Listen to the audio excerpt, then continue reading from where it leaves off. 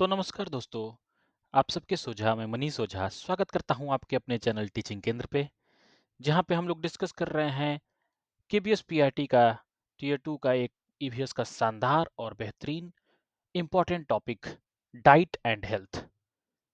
EVS में ये diet and health syllabus में मेंशन किया हुआ है और हम लोग आज एनसीईआरटी बेस्ड पैटर्न पे ही चलेंगे, जो कि हम हमेशा से चलते आए हैं। एनसीईआरटी बेस्ड पैटर्न को ही हम लोग फॉलो कर रहे हैं टीयर 2 के लिए और यही असरदार होगा, दमदार होगा, 100% कारगर होगा। ठीक है, तो आइए बिना देरी किए शुरू करते हैं वही अपना topic food nutrition health and fitness पे। क्या क्या ऑब्जेक्टिव रहा है हमारा लर्निंग ऑब्जेक्टिव, ये भी थोड़ा बहुत जान लेते हैं। आफ्टर कंप्लीटिंग दिस चैप्टर आपको क्या क्या चीजें इसमें सीखने को मिलेगी। डेफिनेशन सीखने को मिलेगा डेफिनेटली आपको, फूड का, न्यूट्रिशन का, न्यूट्रिएंट्स का, हेल्थ फिटनेस का, और फूड का रोल क्या है, न्यूट्रिशन का रोल क्या है हेल्थ को मेंटेनिंग करने में। फिर क्या सीखेंगे, understand the term balance diet, apply the concept planning and consuming rights. कैसे हम लोग सीखेंगे आरडीए के बारे में, that is recommended dietary allowance, इसको शॉर्ट में आरडीए बोलते हैं। तो ये सब हम जानेंगे कैसे ईटिंग डिसऑर्डर्स हो जाते हैं, सिम्टम्स क्या है, न्यूट्रिशनल इंटरवेंशंस इसके क्या हो सकते हैं एडोलसेंस पीरियड में, ये सब हम लोग सीखेंगे इस चैप्टर में। तो आइए शुरू करते हैं इंट्रोडक्शन के साथ।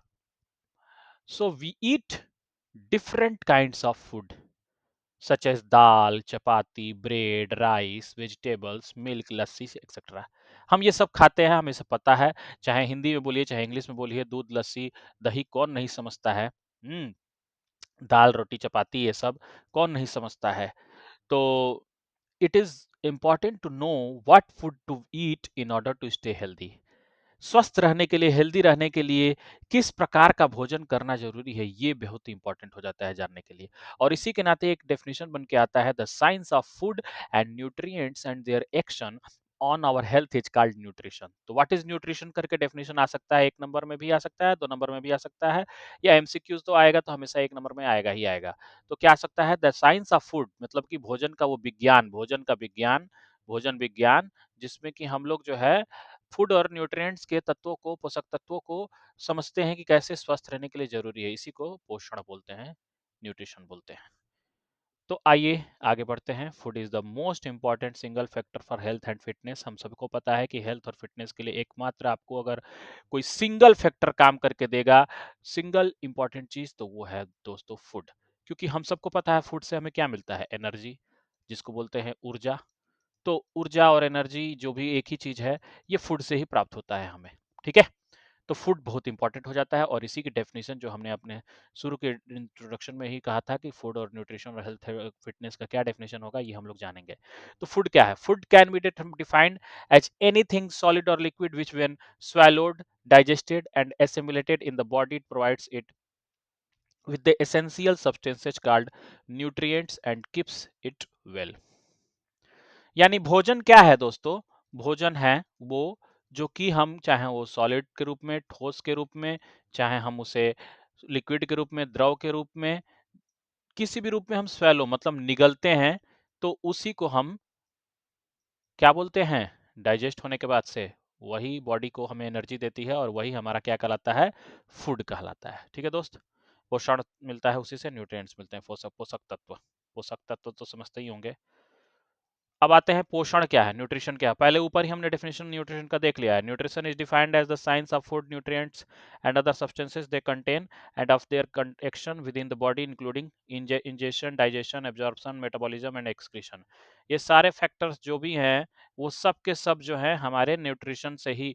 पोषण मतलब आपने कुछ खाया पिया नहीं, तब तक आपका पचेगा क्या, खाया पिया नहीं तो पचाया क्या, खाया पिया कुछ नहीं, गिलास तोड़ा 12 आने, तो बिना खाए आपका पोषण काम करेगा ही नहीं। और न्यूट्रिएंट्स में, पोषक तत्व में क्या क्या चीजें आ जाती हैं, जैसे कि हम कार्बोहाइड्रेट्स की बात करते हैं, प्रोटीन्स की बात कर रहे हैं, फैट की, मिनरल्स की, विटामिन की, वाटर और फाइबर, ये सब न्यूट्रिएंट्स है दोस्त। ये सब क्या है, न्यूट्रिएंट्स है, पोषक तत्व हैं, पोषक तत्व हैं। तो तत्वों में आपको फैट मतलब कि वसा आ जाएगा, प्रोटीन आ जाएगा। आप प्रोटीन को प्रोटीन ही बोलते हैं, हिंदी इंग्लिश के चक्कर में मत पड़ना। कार्बोहाइड्रेट को कार्बोहाइड्रेट ही बोलते हैं, हिंदी में भी बोलो चाहे इंग्लिश में बोलो, कार्बोहाइड्रेट ही है भाई, उसका कोई अलग नाम नहीं है हिंदी में। फाइबर, रेशा को बोलते हैं, मान लो रेशा। फाइबर, फाइबरस तत्व जो है ग्रीन वेजिटेबल्स में, खास तौर पे साग वगैरह में, साग सब्जी में पाया जाता है। ठीक है, अब आते हैं बैलेंस डाइट क्या है, जो आप बेसब्री से इंतजार कर रहे हैं ना कि इस टॉपिक को बताइए, जो कि डाइट और हेल्थ से रिलेटेड टॉपिक है जो दिया हुआ है। उसमें बैलेंस डाइट आता है, डेफिनेशन बन के क्या होता है। A balance diet is one which includes a variety of foods in adequate amounts and correct proportion to meet the day's requirements of all the essential nutrients such as proteins, carbohydrates, fats, vitamins, minerals, water and fiber। मतलब ये सभी तत्व दोस्त, चाहे वो protein हो, चाहे वो कार्बोहाइड्रेट हो, चाहे वो फैट हो, वसा हो, चाहे वो विटामिन हो, चाहे वो मिनरल्स हो, मैंने कोई खनिज लवण हो, खनिज लवण, ये सब के सब, चाहे पानी हो, ये सब के सब क्या है, ये सब के सब आपको बैलेंस्ड वे में होने चाहिए। डाइट बैलेंस कब होगी, डाइट माने भोजन जो भी है वो आपका संतुलित कब होगा। संतुलित आहार किसे कहते हैं, तो संतुलित आहार तो तभी होगा जब ये सारी चीजें आपको प्रचुर मात्रा में जितनी जरूरत है उसमें मिले। विटामिन, खनिज लवण, वसा, कार्बोहाइड्रेट, प्रोटीन, मिनरल्स, वाटर, सबकी एक रिक्वायरमेंट है, अमाउंट। और अमाउंट जो है वो कैसा होना चाहिए, उनकी मात्रा कैसी होनी चाहिए, एक निश्चित मात्रा में हो, सर्टेन अमाउंट हो, निश्चित मात्रा, ठीक है। तो if balance diet meets the recommended dietary allowances, जिसको आरडीए बोलते हैं, आरडीए पूछता भी है क्वेश्चन में, आरडीए क्या होता है।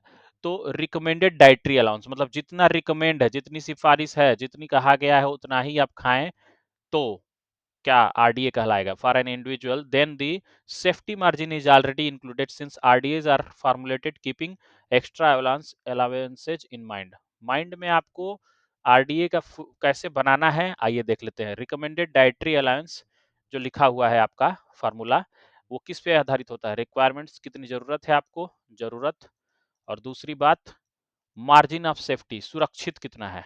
ये नहीं कि खा के एकदम जो है इतना खा लिए कि पेट फट जाए वैसा स्थिति नहीं होना चाहिए, ठीक है। तो आरडीए वही है कि जितना रिक्वायर्ड है उतना ही डाइट देना है, अलाउ किया करना है। अब कुछ बैलेंस डाइट के कुछ एस्पेक्ट्स हैं, आइए जान लेते हैं। पहला तो है फूड की वेराइटी कौन सी है, तत्व कौन सा वेराइटी का फूड खा रहे हैं। कहीं ऐसा तो नहीं कि आप मैगी खा रहे हैं, तो वेराइटी भी ध्यान देना है। आरडीए की meeting, RDA meets the RDA for all nutrients, पोषक तत्व जितनी जरूरी है आरडीए के अनुसार, मतलब कि रिकमेंडेड डाइटरी अलाउंस जितना जरूरी है उतना मिलना चाहिए। फिर includes nutrients in correct proportion, जो भी पोषक तत्व हैं उनका एक प्रोपोर्शन जो है वो सही सही होना चाहिए, उचित मात्रा में हो, ठीक है, उचित मात्रा हो पोषक तत्वों की। फिर अभी माइक्रो और मैक्रो न्यूट्रिएंट्स पर भी आते हैं, इसका थोड़ा पॉइंट्स क्लियर कर लेते हैं, फिर माइक्रो और मैक्रो और माइक्रो न्यूट्रिएंट्स पे आएंगे। तो maintains acceptable body weight, body weight और हाइट के हिसाब से भोजन लेना है। वजन कितना है आपका, वेट, और हाइट कितनी है आपकी, ऊंचाई, ये दोनों के हिसाब से, इसी को आप बीएमआई भी बोल देते हैं शॉर्ट में, बॉडी मास इंडेक्स।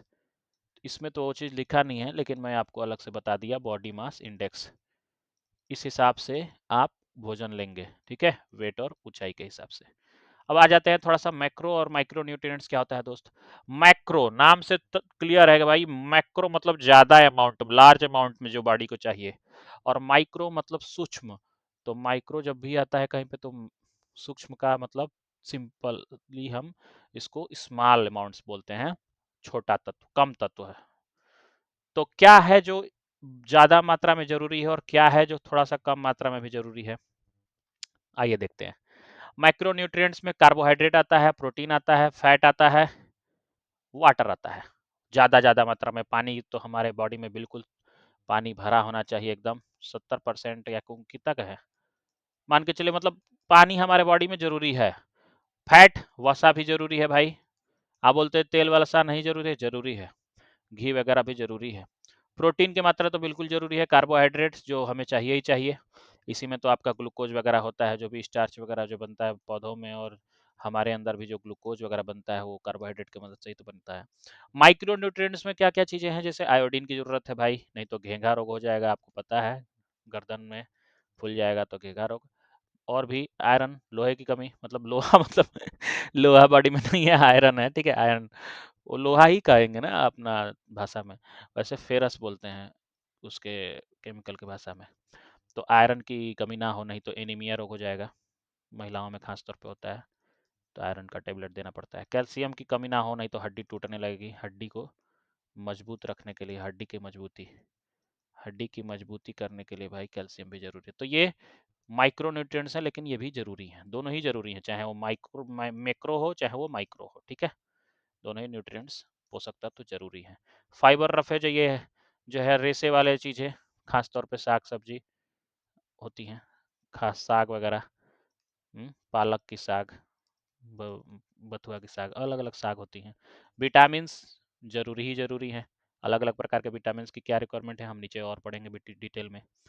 तो हेल्थ एंड फिटनेस क्या क्या कहता है डब्ल्यूएचओ, वर्ल्ड हेल्थ ऑर्गेनाइजेशन, विश्व स्वास्थ्य संगठन हेल्थ की परिभाषा क्या देता है, आइए जानते हैं कि विश्व स्वास्थ्य संगठन क्या कहता है भाई। डब्ल्यूएचओ कोविड के समय में यही वही जो है सारा निर्देश देता था, कोविड 19 के टाइम पे ये सारा निर्देश डब्ल्यूएचओ की तरफ से ही मिलता था हमें। तो according to World Health Organization WHO, health is the state of complete physical, emotional, and social well-being, not merely the absence of diseases or infirmity. This definition has remained unchanged since 1948. 1948 के बाद से ये definition कभी बदला ही नहीं। क्यों? क्योंकि ये डेफिनेशन अपने आप में बहुत सुनहरा है। हेल्थ को आपने क्या मान लिया डब्ल्यूएचओ ने, फिजिकल नहीं, फिजिकल होने के साथ साथ, शारीरिक बनावट के साथ साथ, इमोशनल, सांवेगिक जिसको बोलते हैं हिंदी में, इमोशन, जैसे कि क्रोध आ गया या गुस्सा आ गया, हंसी मजाक, इमोशंस कैसे, हमारे सोशल वेलबिंग, हमारा समाज में सामाजिक दृष्टिकोण कैसा है, समाज में हमारी कैसी छवि है, ये भी हेल्थ को डिटरमाइन करता है। ये नहीं कि बहुत पढ़े लिखे हो करके गाली गलौज करते हैं तो दृष्टिकोण आपका सही नहीं है सामाजिक स्तर पे। Not merely the absence of diseases और इन्फॉर्म, मतलब सिर्फ रोग मुक्त है तो आप सिर्फ रोग मुक्त होकर के अपने आप को हेल्दी नहीं बोल सकते हैं पूरी तरह से। सिर्फ रोग मुक्त होना हेल्दी नहीं है, क्योंकि मेंटली आप डिप्रेस्ड हैं और फिजिकली आप में कोई रोग नहीं है तो उसको हेल्थ नहीं बोलेंगे। इसीलिए देखिए, मेंटल हेल्थ, मानसिक स्वास्थ्य क्या होता है, आइए इसका भी परिभाषा जान लेते हैं कि मानसिक स्वास्थ्य क्या है भाई। अभी तक तो स्वास्थ्य जान लिया क्या होता है, हेल्थ क्या होता है, अब मानसिक स्वास्थ्य, मेंटल हेल्थ क्या है।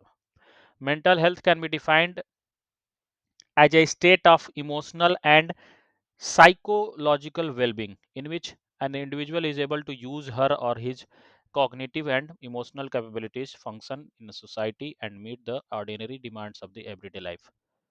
वही बात है, मेंटल हेल्थ का मतलब है साइकोलॉजिकल, मतलब मनोवैज्ञानिक तौर पे आप कितने अपने आप को तगड़ा महसूस कर रहे हैं, मनोवैज्ञानिक तौर पे, मानसिक तौर पे।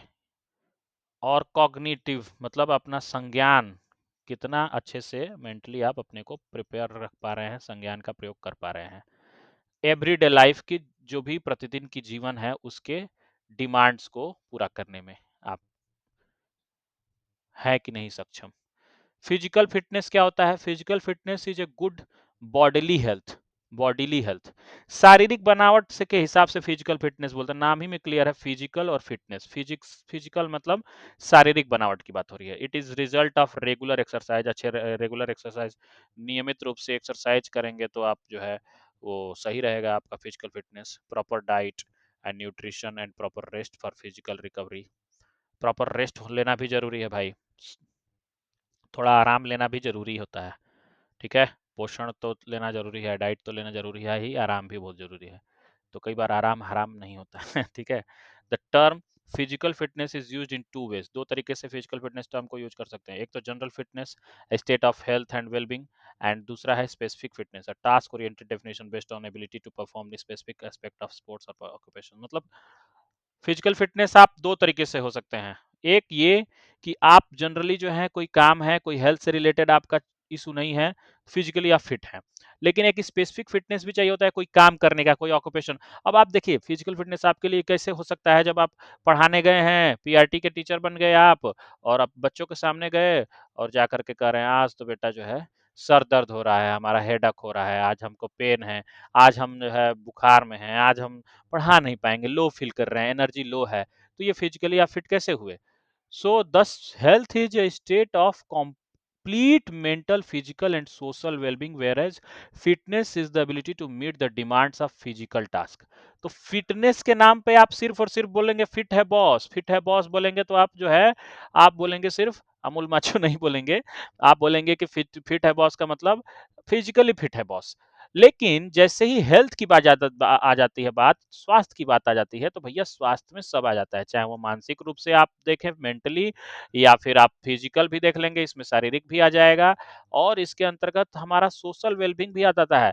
समाज में आप किस प्रकार से, सामाजिक प्राणी है ना, एनिमल, सोशल एनिमल है हम लोग एनिमल जरूर हैं बट हम लोग सोशल एनिमल हैं, ह्यूमन बींग्स जो हैं वो सामाजिक प्राणी है। तो सामाजिक जब प्राणी है तो सामाजिक व्यक्तित्व भी तो होगा हमारा, हमारा जो पर्सनालिटी होगी वो सोशल इफेक्ट करेगी ना, तो उस हिसाब से हेल्थ में भी डेफिनेशन आ जाता है, सोशल वेलबींग भी होना चाहिए।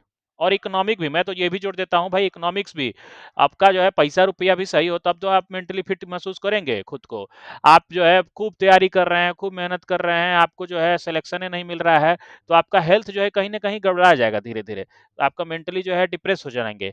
तो इसीलिए सब कुछ सही होना चाहिए भाई, इकोनॉमिक जो तो पैसा रुपया भी सही होना चाहिए। देखो डॉलर बना के इसे काट दे रहा था, डॉलर बन गया इस बना के। तो using basic food groups for planning balance diets, balance diet को हम जो है संतुलित आहार का प्रयोग करके हम लोग अपने को हेल्दी रख सकते हैं। तो कैसे? One of the simplest ways to plan a balance diet is to divide food into groups of and then make sure that each group is included in the meals. हमें जो है एक एक ग्रुप में बांट देना चाहिए, एक समूह में बांट करके भोजन करना चाहिए। अब ये कैसे बांट के करते हैं, चलिए आइए बताते हैं। नीचे यहाँ पे क्या लिखा हुआ है दोस्त, यहाँ पे साफ साफ लिखा हुआ है, बहुत इंपॉर्टेंट है, इसको स्टार मार्क करिएगा। ये पांचों पॉइंट बहुत इंपॉर्टेंट है। क्यों इंपॉर्टेंट है आइए जानते हैं। क्योंकि इसको दिया ही है किसने? Indian Council of Medical research, ICMR ने दिया है भाई, कि हमने नहीं दिया है, पर्सनली किसी ने नहीं दिया है। There are 5 basic food groups suggested by Indian Council of Medical Research. एक तो फुल फॉर्म ही जान लो भाई कि आईसीएमआर का फुल फॉर्म क्या है, क्या पता यही पूछ दे एक नंबर एमसीक्यू में, तो आपको लटक जाएगा मुंह। तो ऐसा ना हो इसके लिए आपको याद रखना है Indian Council of Medical research, इसी को आईसीएमआर बोलते हैं, जिसने 5 बेसिक फूड ग्रुप बताए हैं। कौन कौन से? एक तो पहला सीरियल, सीरियल ये धारावाहिक वाला नहीं है, ये अनाज वाला है, अनाज भी एक सीरियल ही कहलाता है। ग्रेन्स तो अनाज जानते ही हो, दाना को बोलते हैं। और सीरियल और ग्रेन्स प्रोडक्ट जो है एक प्रकार का ग्रुप हो गया, फर्स्ट ग्रुप।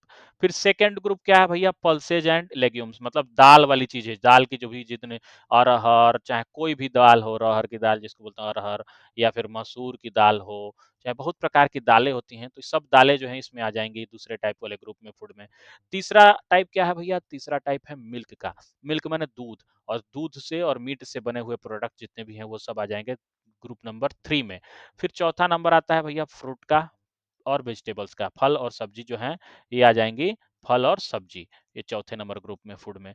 और फैट और शुगर, फैट और शुगर, घी वगैरह इसके अंदर आ जाएगा, तेल वगैरह ऑयल इसके अंदर आ जाएगा, शुगर तो है ही, शुगर अपने आप में जो है ये प्रोडक्ट है, तो ये पांचवा प्रोडक्ट हो जाएगा वो फूड ग्रुप में। तो आईसीएमआर के द्वारा 5 यही प्रकार दिए गए हैं, पहला, दूसरा, तीसरा, चौथा, पांचवा। पहला है अनाज, दूसरा है दाल, तीसरा है दूध और मीट, और चौथा है फल और सब्जी, फ्रूट और वेजिटेबल, और पांचवा है फैट और शुगर। ठीक है, फैट माने घी वगैरह। अब देखिए 5 ग्रुप ऑफ फूड ग्रुप्स को समराइज किया गया है टेबल बना करके। आइए टेबल को थोड़ा बहुत देख लेंगे, बहुत डिटेल में नहीं जाएंगे।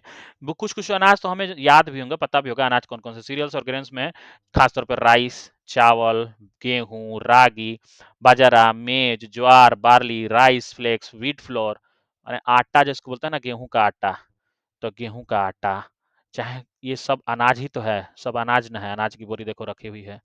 हाँ, तो इससे हमें मिलेगा क्या? मेन न्यूट्रिएंट सप्लाई क्या क्या मिलता है इस टाइप के अनाज से? तो इसमें आपको एनर्जी मिलेगा, प्रोटीन मिलेगा, इनविजिबल फैट मिलेगा भाई, अदृश्य प्रकार का जो है आपको अदृश्य फैट मिलेगा, वसा तो मिलेगी लेकिन अदृश्य टाइप की होगी।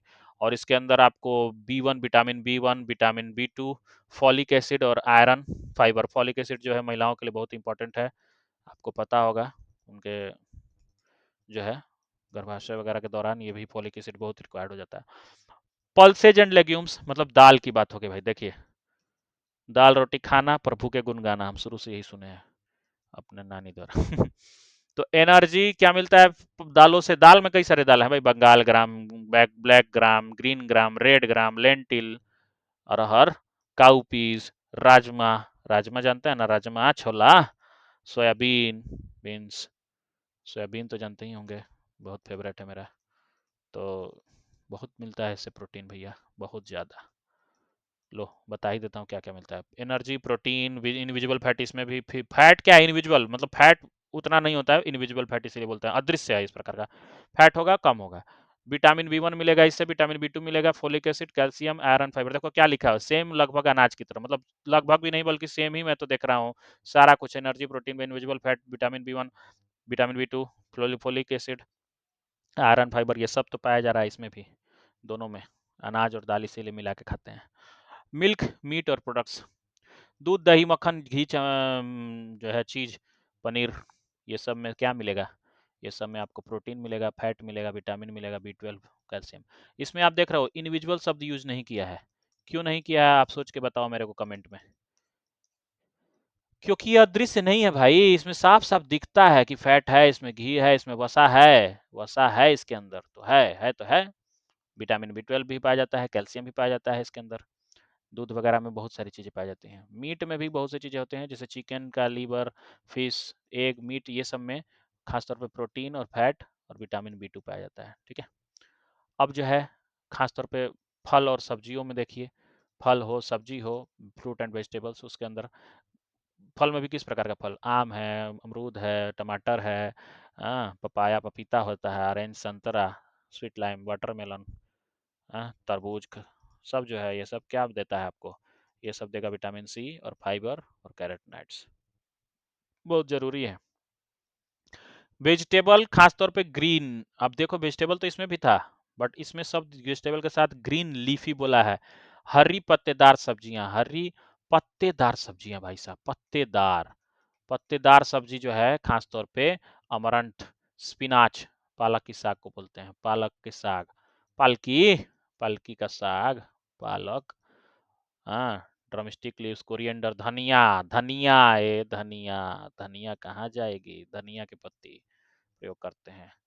मस्टर्ड, सरसों, सरसों का पत्ता भी यूज होता है, सरसों भी यूज होता है, दाना भी, सब जो है वेजिटेबल्स के तौर पे। ठीक है। इनके अंदर क्या मिलेगा? Invisible fat, carotenoids, vitamin B 2, folic acid, calcium, iron, fibre, इसके अंदर भी पाया जाता है। ये सब लर्न करना है बेसिकली, ऐसा नहीं कि रटना है, देख के एक सरसरी निगाह से याद हो जाएगा। कैरेट है, ब्रिंजल है, लेडीज फिंगर है, भिंडी, लेडीज का फिंगर, भिंडी, पतला पतला लेडीज का फिंगर गाजर तो है भैया, ये भी पतला है बाबू। और क्या है? थोड़ा सा मोटा भी लीजिए, ये क्या है? ब्रिंजल, बैगन, आए, बैगन मीम तो सुना होगा ना। बीन्स सेम को बोलते हैं। और फिर ये इधर ओनियन आ गया, प्याज, बहुत रुलाता है, बजट में इसका बड़ा जिक्र रहता है, कॉलीफ्लावर, पत्ता गोभी, ये सब जो है आप प्रयोग करते हैं किस लिए? ताकि आपको मिले फोलिक एसिड, कैल्शियम, फाइबर और कैरोटीनॉइड्स। ठीक है। फैट, शुगर और fats, butter, ghee, cooking oils, mustard, coconut, groundnut, ये सब कुकिंग ऑयल है ना, खाना पकाने के लिए। सरसों का तेल होता है, खासतौर पे तो सरसों का तेल ज़्यादातर हम लोग यूज करते हैं, नॉर्थ इंडियन वाले लोग। बाकी कोकोनट, नारियल का तेल तो उधर साउथ में ज़्यादातर यूज होता है। नारियल तेल खाना बनाने के लिए बोल रहा हूँ, लगाने के लिए नहीं, बॉडी बाल में लगाने के लिए तो नारियल तेल हम लोग यूज करते हैं। ग्राउंडनट, मूंगफली तेल, मूंगफली का भी तेल होता है भाई, मूंगफली कुकिंग ऑयल में यूज होता है। तो ये सब क्या मिलता है कि इससे एनर्जी मिलती है, फैट मिलती है, कुछ एसेंशियल ज़रूरत की फैटी ज़रूरती फैटी एसिड्स, वसा। शुगर, खासतौर पे जैगरी, गुड़ और शुगर से क्या मिलता है? गुड़ और शुगर से एनर्जी मिलती है, ऊर्जा, जो बहुत ज़रूरी है। सब मिठाई वगैरह तो इसी से बनता है ना, शुगर से, मिठाई डाल में वगैरह में। ठीक है। ये सब ICMR के तहत बताया गया है, Indian Council of Medical research, तो टेंशन नहीं लेने का, ये इससे अलग पूछेगा नहीं कुछ, सब इधर ही से आना है बाबू, क्योंकि ये NCERT है, और NCERT से नहीं पूछेगा तो कहाँ से पूछेगा। याद रखने वाला कुछ पॉइंट है, जान लेते हैं। देखिए, याद रखने वाला पॉइंट पहला है, ये 1 gram of carbohydrate releases 4 kilo calorie of energy. तो पूछ सकता है 1 ग्राम कार्बोहाइड्रेट में कितनी एनर्जी होती है, 1 ग्राम कार्बोहाइड्रेट में कितनी किलो कैलोरी एनर्जी होती है, तो आप बोलेंगे 4 किलो कैलोरी 4000 कैलोरी या 4 kilo calorie. Protein releases 4 kilo calorie of energy, fat releases 9 kilo calorie. देखो, कार्बोहाइड्रेट और प्रोटीन दोनों बराबर बराबर 4 4 किलो कैलोरी। अब फैट वाला में थोड़ा सा बढ़ जाता है, एनर्जी बढ़ जाती है, इसमें 9 किलो कैलोरी हो जाता है। 4 5 9, तो थोड़ा सा बढ़ जाएगा।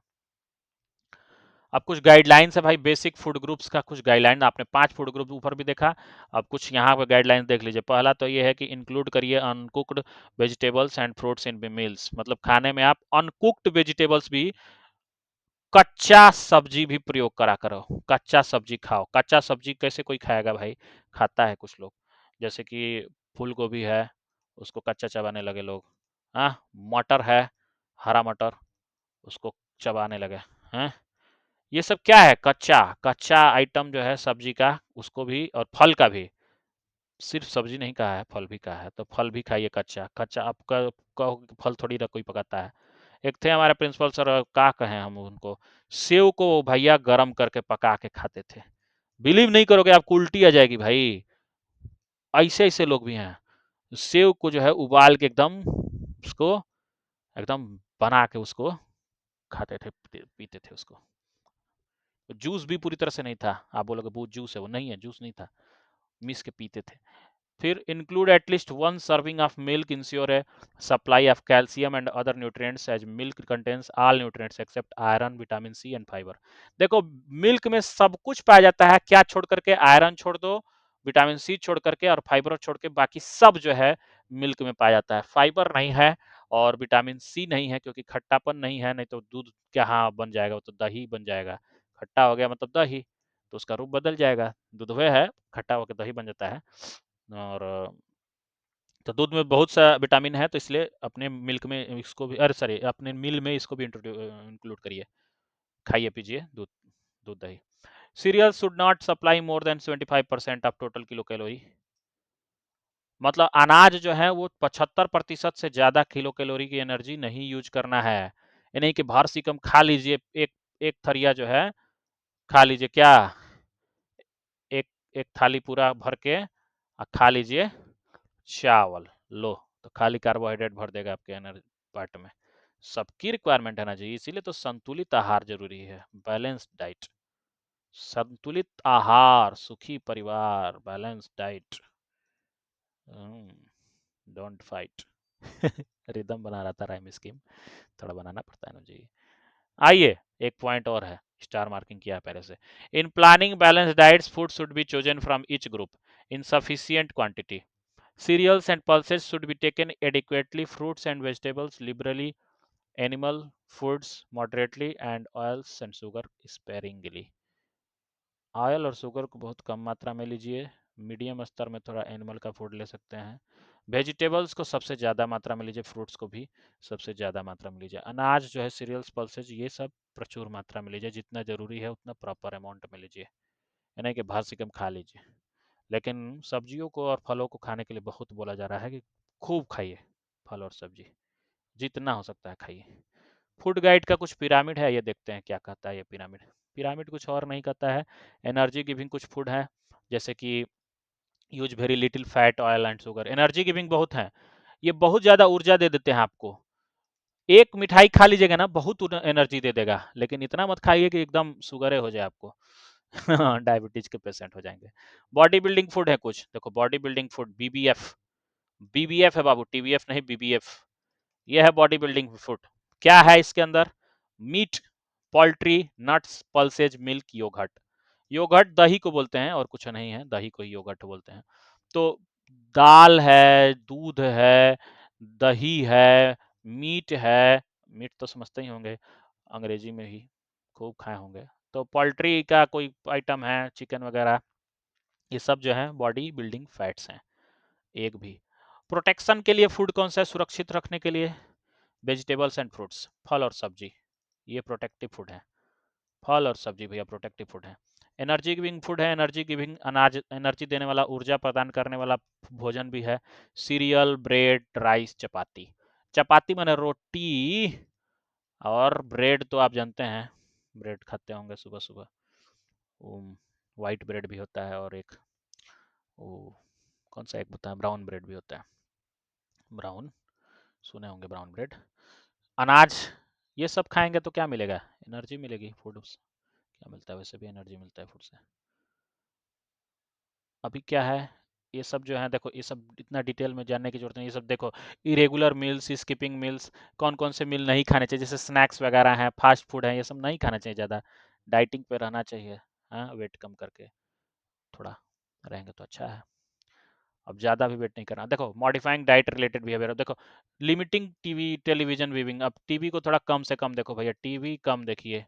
हाँ, खाते टाइम पे हम भी देखते हैं यार, क्या करें, मुंह में ले रखते हैं, तो खा ही नहीं पाए।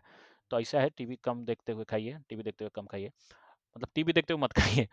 हेल्दी ईटिंग हैबिट्स रखिए, स्नैक्स बहुत कम से कम खाइए, क्योंकि लो कैलोरी फूड है, लेकिन आपको फैट वगैरह बढ़ा देते हैं। तो ड्रिंकिंग वाटर, पानी पीजिए खूब। डाइट जर्नल रखिए अपना, एक्सरसाइज करते रहिए, ठीक है।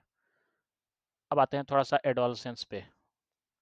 किशोरावस्था में भैया बहुत, आप जानते हैं, तनाव और तूफान की अवस्था है, हम सब पेडोलॉजी में पढ़े हुए हैं।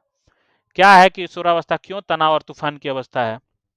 भाई साहब, एनीमिया जो है वो बहुत प्रभावित करता है। 2 बिलियन लोग जो है वो वर्ल्ड वाइड पूरी तरह से एनीमिया से प्रभावित है, आयरन डेफिशिएंसी प्रभावित है, और it primary affects women and girl. मैंने पहले ही बोला था ना, एनीमिया रोग जो है वो ज़्यादातर महिला और बच्चियों में होता है। महिला और लड़कियां जो हैं इससे प्रभावित ज़्यादा रहती हैं। तो भाई साहब, आयरन की कमी हो जाती है, इस कमी को दूर करना बहुत ज़रूरी है।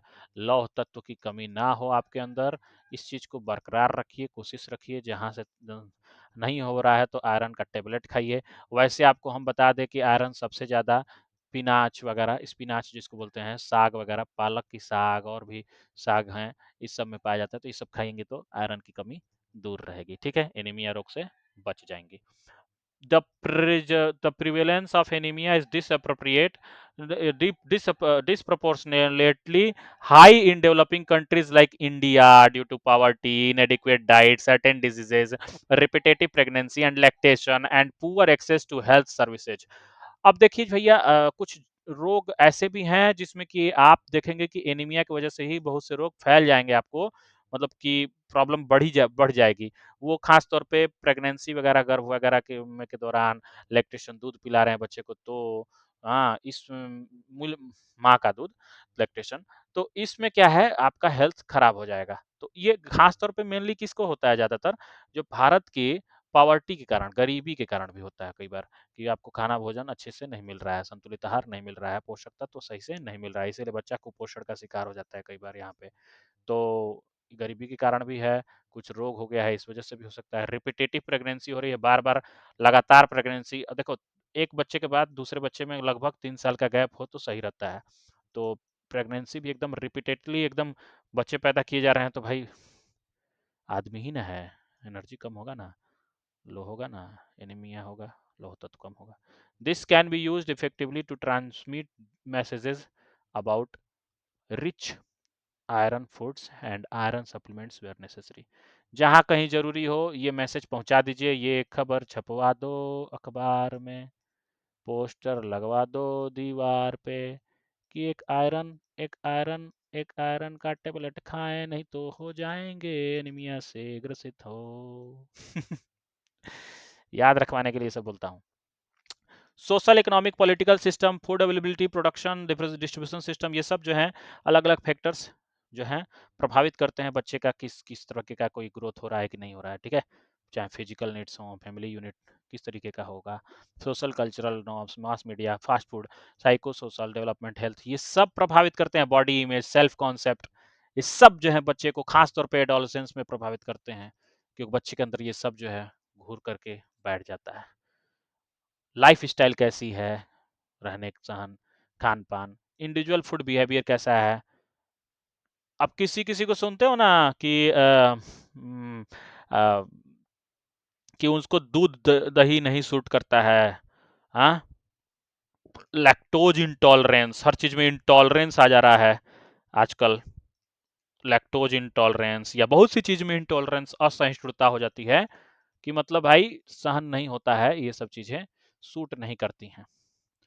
तो इंडिविजुअल फूड बिहेवियर भी बहुत इम्पोर्टेंट रोल प्ले करता है, इसीलिए डाइट प्लान बनाने में जरूरी है कि व्यक्ति का, हर एक व्यक्ति का इंडिविजुअल होना चाहिए। व्यक्तिगत रूप से विभिन्नता है तो व्यक्तिगत रूप से सिर्फ विभिन्नता जो है वो मानसिक ही नहीं है, व्यक्तिगत विभिन्नता जो है वो खास तौर पे आपको आहार में भी देखने को मिलती है। किसी को 4 रोटी खा के भी पच जाएगा, कोई एक ही रोटी नहीं पचा पाएगा। तो होता है ऐसा। फैक्टर्स इन्फ्लुएंसिंग ईटिंग बिहेवियर को प्रभावित करने वाले बहुत से फैक्टर्स हैं, जैसा कि मैंने बोला था कि टीवी टेलीविजन भी चलाते हैं, चला के चलते हैं तो खाते हैं पीते हैं, तो फैक्टर्स अफेक्ट करते हैं। खाने की टेंडेंसी बढ़ गई तो पीयर ग्रुप्स भी बहुत इंपॉर्टेंट हो जाते हैं। देख देख के देखा देखी भी आपको भोजन का भूख लगता है, जब लंच होता है तो देखा देखी से आपको बच्चों को भूख भूख लगता है। पेरेंट्स भी रिस्पॉन्सिबल होते हैं कुछ कुछ की हेल्दी ईटिंग का हैबिट डलवाएं। कोई खुद ही नहीं खा रहा है, स्नैक्स खा रहा है, खुद आप मैगी खाएंगे और बच्चे से उम्मीद करेंगे कि बहुत अच्छा साग सब्जी खाए, तो खाएगा नहीं भाई। तो सब चीज़ें आपको प्रभावित करते हैं। ईटिंग डिसऑर्डर्स और एडोलसेंस में क्या क्या रोग आ जाता है, मेनली जो है एक तो होता है एनोरेक्सिया नर्वोसा और दूसरा होता है बुलिमिया। ये दोनों ही आप जो है खासतौर पे सीटेट में आप दोनों चीज़ों को पढ़ चुके हैं, तो ऐसा नहीं कि मैं छोड़ दूंगा, मैं फिर भी आपको रिवाइज करा के बता देता हूँ बस शॉर्ट में ही, कि एनोरेक्सिया में कुछ और नहीं होता है, बस बॉडी इमेज जो है, बॉडी इमेज के प्रति जो है खास तौर पे लड़कियां और खाना वाना छोड़ देती हैं एकदम, मिर्गिया मतलब अब एकदम जो है पतली स्लिम बनने के चक्कर में जो है, स्लिम दिखने के चक्कर में खाना पीना ही छोड़ देती हैं, खाना पीना ही छोड़ देती हैं दोस्त, और इतनी पतली हो जाती है तो क्या ही बताया जाए। 40 kg, उससे भी कम हो जाता है वजन, लेस देन 40। तो बहुत प्रॉब्लम है वो, और वल्नरेबल है, ये बॉडी इमेज प्रॉब्लम क्रिएट करेगा। तो एनोरेक्सिया नर्वोसा में खाना छोड़ देते हैं बच्चे, खास तौर पे एडोलसेंस पीरियड में, किसी और अवस्था में। और ये सब खास तौर पे किशोरियां करती हैं, बड़े लड़कियां जो टीनेजर्स होती है ना, टीन टीन की तरह बजना है इनको चारों तरफ से, कि भैया हमको वजह सुन लिया कि अरे भैया हमें तो स्लिम दिखना है, हमें पतला दिखना है, इतना पतला वहीं देखोगे कि भैया खाना पीना छोड़ दोगे तो मर ही जाओगे। तो बुलिमिया नर्वोसा उसी का ठीक अपोजिट है। बुलिमिया में है इतना खाना खाने का मन करता है कि उल्टी कर देंगे, वॉमिटिंग, लेकिन फिर भी खाएंगे, आपको सुन के उल्टी हो जाएगा। ओवर ईटिंग जो है इसका कारण है बुलिमिया का, ओवर ईटिंग, हद से ज्यादा खाना खाना। तो दोनों ही चीजें आपको समझा दी। अब आइए थोड़ा सा की पॉइंट्स जान लेते हैं, जो कि अब ये लास्ट ही चल रहा है, इसका पॉइंट्स टू रिमेंबर है, क्या इंपॉर्टेंट है देखिए कंक्लूजन में बताते हैं। बैलेंस डाइट, बैलेंस डाइट का डेफिनेशन जो जरूरी है, जो कि पूछ सकता है, आइए दोहरा लेते हैं। A diet which include a variety of food in adequate amounts and correct proportion to supply all the essential nutrients which promote preserve good health। देखो भैया, जो आपको अच्छा हेल्थ दे, अच्छा स्वास्थ्य दे, वही आपके लिए संतुलित आहार है, और कुछ नहीं, सीधी बात, नो बकवास। अच्छा स्वास्थ्य तभी अच्छा संतुलित आहार। फूड ग्रुप्स क्या होते हैं, फूड ग्रुप्स आपने 5 ग्रुप्स में बांटे थे आईसीएमआर के तहत, वो तो आपको याद ही रखना चाहिए, आपको रिपीट भी करने की जरूरत नहीं है। लैक्टेशन पीरियड क्या होता है, the period when the mother nurses her infant, अपने बच्चे को दूध पिलाने का काम करती है माँ, तो ये लैक्टेशन पीरियड कहलाता है, दूध पिलाने का समय, लैक्टेशन पीरियड। फिजियोलॉजिकल स्टेट क्या होता है, state when nutrient needs increase because of normal physiological event such as pregnancy and lactation. देखिए गर्भाशय के दौरान, मतलब गर्भ के दौरान और प्रेगनेंसी के दौरान और लैक्टेशन दूध पिलाने के दौरान मदर को ना बहुत ज़्यादा एनर्जी की ज़रूरत पड़ती है, फूड की ज़रूरत पड़ती है। फिजियोलॉजिकल इवेंट्स ये नॉर्मल से थोड़ा सा बढ़ा कर देना चाहिए उनको, हो सकता तो, क्योंकि वो खुद अपने साथ साथ एक बच्चे को भी पाल रही हैं, तो बच्चा और खुद दोनों को पालने के लिए भाई एनर्जी ज़्यादा चाहिए, फूड ज़्यादा चाहिए। आरडीए का फुल फॉर्म जानते हैं, रेकमेंडेड डाइटरी अलाउंस, मैंने लिख दिया, आरडीए फुल फॉर्म है ये क्या होता है इसका डेफिनेशन जानते रहिए। Allowances of nutrients which cover the needs of practically all the healthy individual, these are not requirements for any individual but guidelines which tell us amount of nutrients to be consumed daily। RDA कोई कोई एक nutrient नहीं है, एक ये नहीं कि लो ये आरडीए बाबा हैं टेबलेट खा लेंगे तो एकदम ठीक हो जाएंगे, नहीं, आरडीए एक रूल है, रेगुलेशन है, गाइडलाइन है, जिसके अंतर्गत जो है कितना भोजन करना चाहिए डेली ये बताया गया है, रिकमेंडेटरी डाइटरी अलाउंस। तो रिकमेंडेशन कितना है आईसीएमआर के तहत, यही है आरडीए।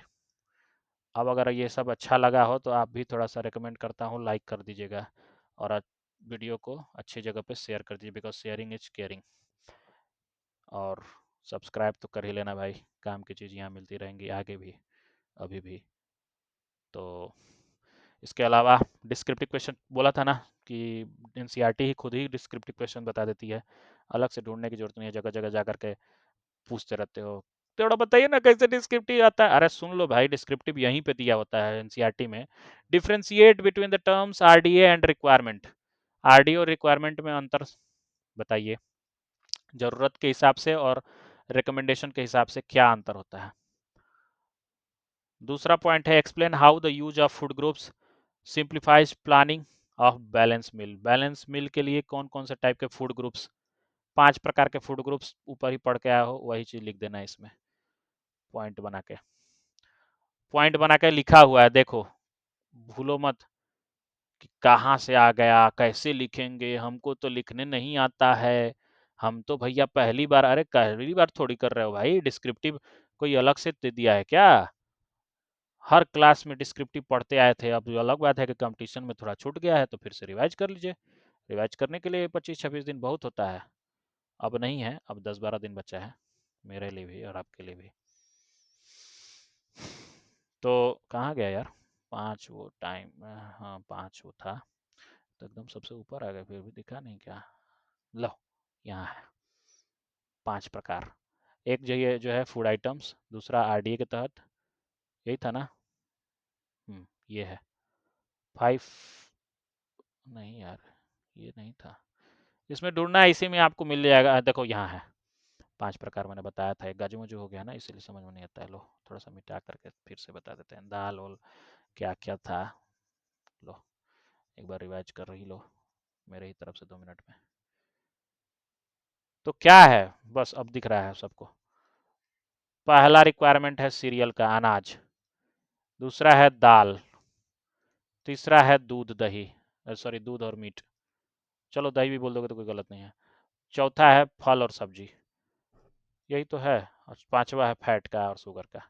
इसी को पॉइंट बना के लिख दोगे आरडीए के बारे में, रिक्वायरमेंट 5 ग्रुप्स कौन कौन से हैं मेनली, हो जाएगा काम तुम्हारा, डिस्क्रिप्टिव बन तो गया। लो कहाँ से अलग से पूछेगा भाई, कौन बनाएगा पेपर बैठ के, उनके पास इतना टाइम है कि बैठ के एक एक अंदर से डीपली पूछेंगे, पूछ भी दिए तो आपको यहीं से मिलेगा, एक तो आप डीपली पढ़ लिए हैं और दूसरा नंबर आपको हम क्वेश्चन भी दिखा दिए कि डिस्क्रिप्टिव में लो यही फलाना ठिकाना वाला क्वेश्चन है। तीसरा नंबर देखो क्या है, 10 फूड्स को लिस्ट करो which belong to protective food group stating reasons of your choice.